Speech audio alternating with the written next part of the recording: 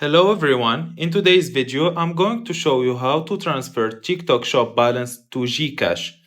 So first thing, you need to log in into your TikTok account, then you click on the three bars here on the top right corner, then you should find balance here, click on it. After that you should find this one, estimated balance, click on view, then you click on withdraw anytime live reward, this one, just click on it. After that, you should find this withdraw bottom in red. You can click on it, but you should have first enough balance to withdraw. In my case, I don't have enough balance. So for your case, you can click on withdraw. Then you will find the GCash option to choose to withdraw. But in order to do that, it needs to be in Philippines because some countries doesn't have GCash app. So make sure you are in Philippines. And that's it. If you find this video helpful, don't forget to like and subscribe in the channel. Thank you for watching.